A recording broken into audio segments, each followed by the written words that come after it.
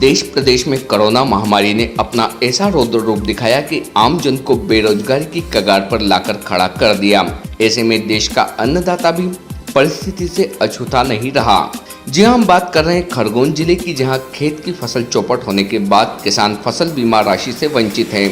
लिहाजा स्थिति को देखते हुए मध्य प्रदेश के पूर्व कृषि मंत्री वर्तमान विधायक सचिन यादव ने किसान हित की बात करते हुए बताया कि शासन प्रशासन स्तर पर सूचना के बावजूद सर्वे के नाम पर केवल खाना पूर्ति करने के आंकड़े तैयार किए जा रहे हैं। वहीं तंज कसते हुए विधायक ने यह भी बताया कि किसान हित को दरकिनार करके भाजपा केवल सत्ता की होड़ में जुटी है। बहरहाल मीडिया से रूबरू सचिन यादव ने बताया भाजपा को चेतावनी भी दी कि समय रहते देश के अन्नदाता की मांग को प्राथमिकता नहीं दी तो परिणाम भुगतने के लिए तैयार रहे। भारतीय न्यूज़ के लिए खरगोन से रज़ाक खान की रिपोर्ट।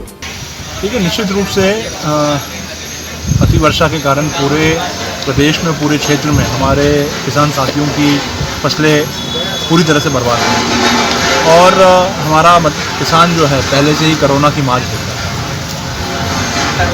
आज इस संकट के समय में जिस प्रकार से सरकार को आगे होकर के हमारे किसान साथियों की मदद करनी चाहिए, उनका सहयोग करना चाहिए, लेकिन वो मदद, वो सहयोग कहीं का नहीं दिख रहा है। सर्वे के नाम पर सिर्फ खाना पूर्ति की जा रही है और सरकार इस गंभीर मुद्दे को लेकर के चिंतित नहीं है। सरकार को सिर्फ जो है अपनी ब्रांडिंग करने में लगी हुई है, अपनी मार्केटिंग करने में लगी हुई है। सरकार कैसे बने, कुर्सी पे कैसे आए, सत्ता में कैसे दोबारा लौटें, अपने सौदेबाजी की जो सरकार उन्होंने बनाई, सरकार फिर लौटती है तो इसमें किसानों के लिए क्या नई योजनाएं और ऋण माफ़ी पर क्या रहे? देखिए, हमारी जो सरकार है उस सरकार की प्राथमिकता में हमारे जो नेता थे आदरणीय कमलनाथ जी, उनकी प्राथमिकता में हमारा मध्य प्रदेश का किसान था। और जिस प्रकार से पिछले 15 वर्षों में हमारा मध्य प्रदेश भारतीय जनता पार्टी की सरकार के कारण जो है उनकी गलत किसान विरोधी नीतियों के कारण लगातार संकट में और परेशानी में रहा और आत्महत्या करने पर जिसको मजबूर होना पड़ा।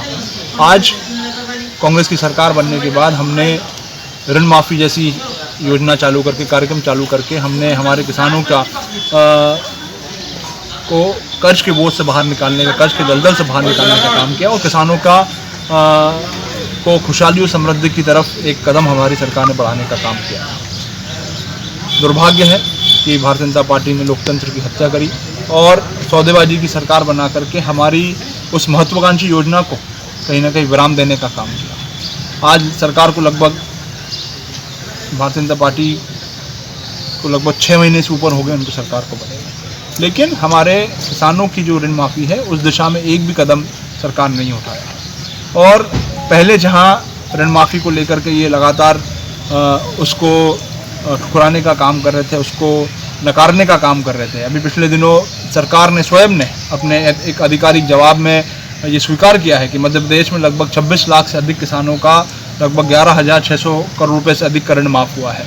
और दुर्भाग्य है कि भारतीय जनता पार्टी, जिनकी प्राथमिकता में हमारा किसान नहीं है, उनके नेता, उनके मुखिया, हमें जो वर्तमान में मंत्री हैं, कृषि मंत्री, वो कह चुके हैं कि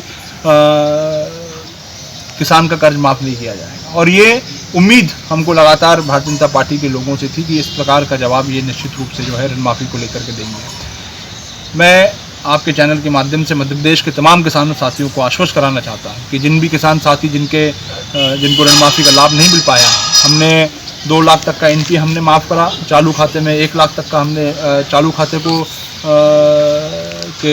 कर्ज माफ़ करने का काम हमने किया है। और अब सरकार हमारी जब दोबारा बनेगी तो निश्चित रूप से जो है हम हमारी जो कार्यक्रम, जो हमारा तीसरा चरण था, जिसको हमने 1 जून से हम जिसकी शुरुआत करने जा रहे थे, उसको हम दोबारा चालू करेंगे और किसानों को इस महती योजना का लाभ देने का काम हम लोग करेंगे।